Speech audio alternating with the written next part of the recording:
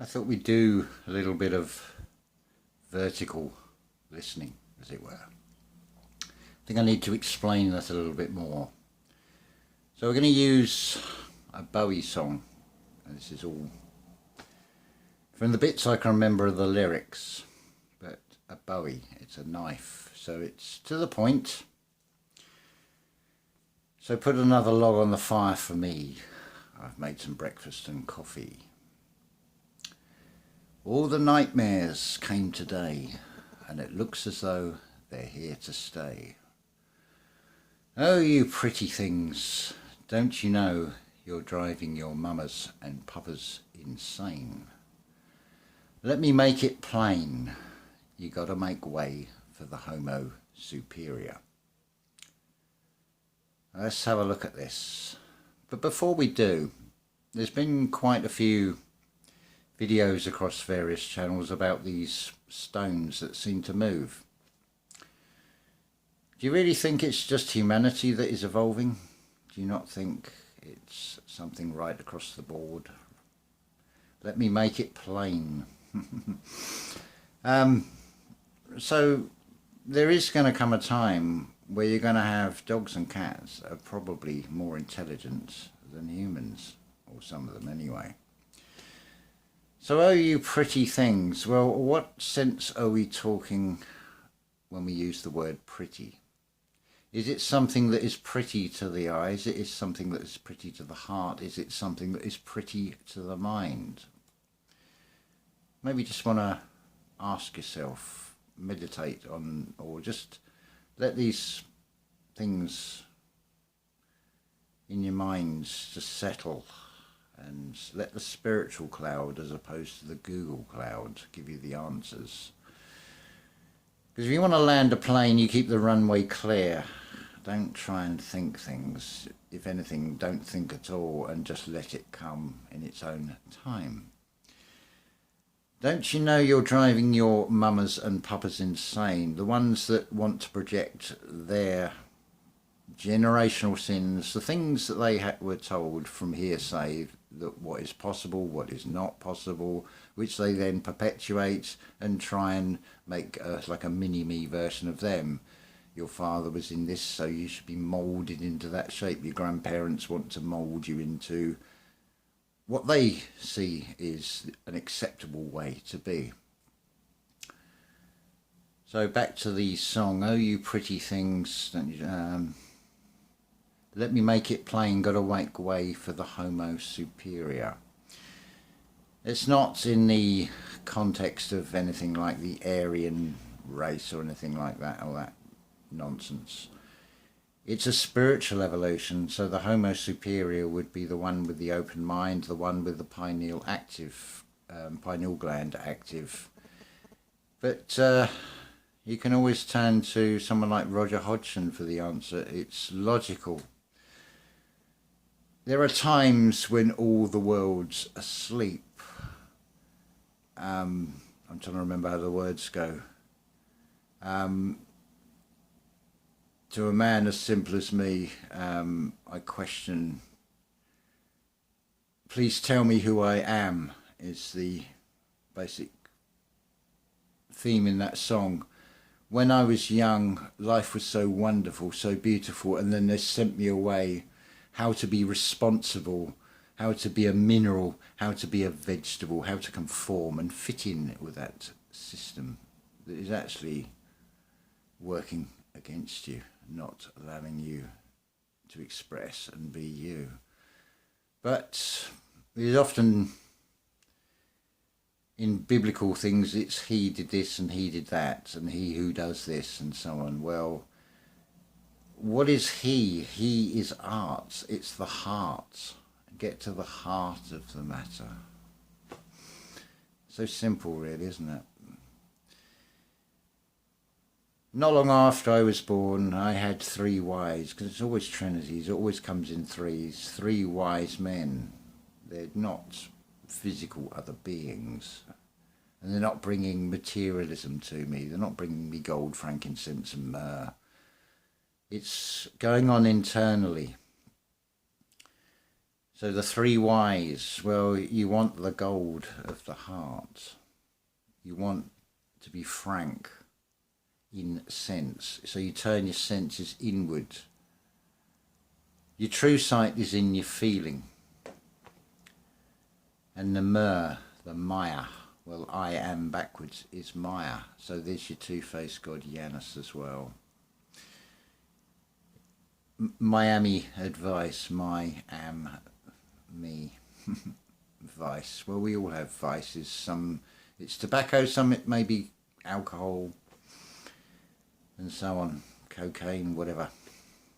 You've got freedom to do whatever you want, whether it's acceptable and follows the rules of the system, or whether it follows the eternal laws, the cosmic laws. That's another matter, because it's in matter and it's not in matter. It's everywhere and nowhere all at once. How could the I am ever appear in a singular form? Take the potato now. Can you take it as a whole, one potato, can you get that great big potato into one bag? Because they come in, they're sliced and diced, and there's an assortment of colours, there's an assortment of flavours, assortment of tastes. That's just another expression of the same thing. In business, you don't put all your eggs in one basket, so why would the Creator just appear in a singular form? You are all sons. Whether in a male or a female body, you are all sons. But you will die as men, as it tells you in Psalm 82. So you will go through a human experience. It's by design, it's by what you designed. Yes, I'm saying you are a son. And if you don't believe me, I will say, yes, you are. Yes, you are. Yes, you are. It's so right there. So obvious. So right in front of you. But if you're not looking, you're not going to see it, are you? It's where you look and with which eye that you look with. Let thine eye be singular and filled with light. It's this one. It's not looking out at the external physical, but it is seeing. It is expressed about in the Garden of Eden with Adam and Eve. Who said you were naked? That's only half a story. From what I see when I walk about, I turn a blind mind's eye because I don't want to see some of the things that are being projected, because I can see right through. I can see the souls, I can see the energies, I can see what they're projecting. I don't really want to see some of it. So who said you were naked? Who said you were even clothed? And let's face it, most people feel very uncomfortable when they are totally naked and exposed like that. But spiritually they can't hide, can they? So it is plain to see if you look with the right eye, and it's not the left or right eye, it's somewhere in the middle, isn't it? It's your own pyramid.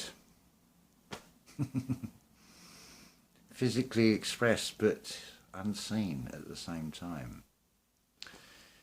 But no matter how many ways I say it, it's just a repeat really, because there is nothing made that was not first made. It's already been thought of. There is nothing a mortal mind can ever think of that has not already been thought of, has not already been played out. People say, who am I? Well, they don't even know who they are.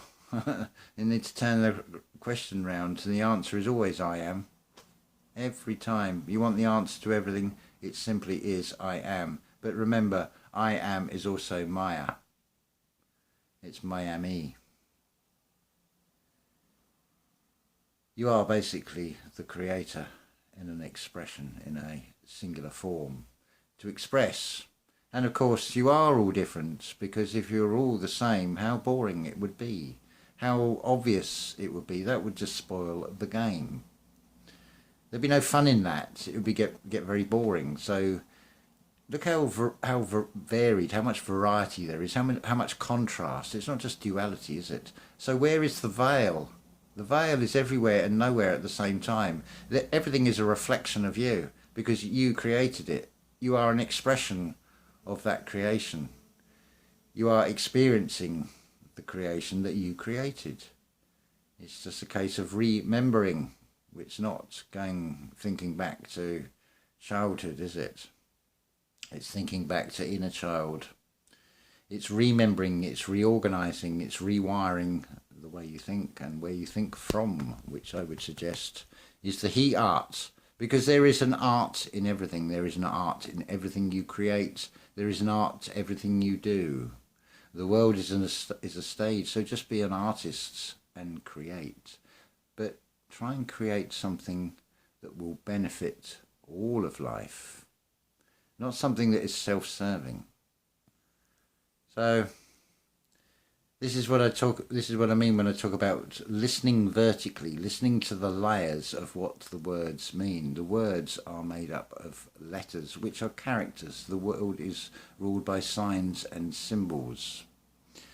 Those characters, those letters, which you think there are only 26, when there's actually 27, because everybody forgets the fused A and E, the amp, azan. The amp is sound, the sound is the power, but it's silent, isn't it? Because it's a duality. It's speaking in the mind, it's speaking from the heart. But it can be outwardly expressed as well as a vibration. So be careful what you think and what you create. There's a lot of, just to end on this one, a lot of people ask or have speculated on the Anunnaki. Well, what is the Anunnaki? Again, it's a reverse story because there's a key in that. An-ark. Key, and you are key, and you are key. So who is the Anunnaki? That's Anu, Anu, and you, and you, and you, and all of you. Because what you create in your mind from these stories that come from this internet source, or this publishing house source, or this media source, is all to put seeds. So ask yourself, from that script that you take in, what are you creating? Who is creating what? Is it the Anunnaki that created humanity, or is it humanity through the imagination that created the Anunnaki? And so it goes round in a metaverse, looping round and round until you see the cross right in the middle of that loop, which is a sideways 8. Because things are always turned on their side, after all.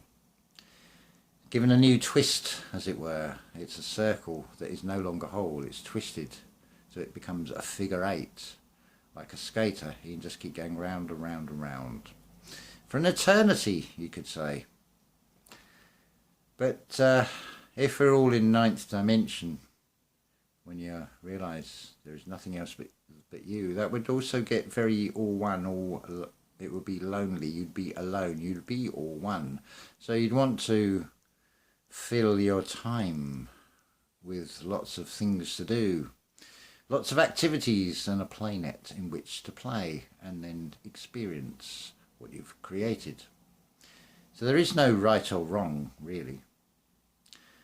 But to add a twist to the game, you're given individual personalities that will do everything they can to convince you that you are the meat suit that you reside in. So, love to you all, and hopefully that has opened up new ways to look at things rather than D ways, black cube computers, for example. Ta-ta for now.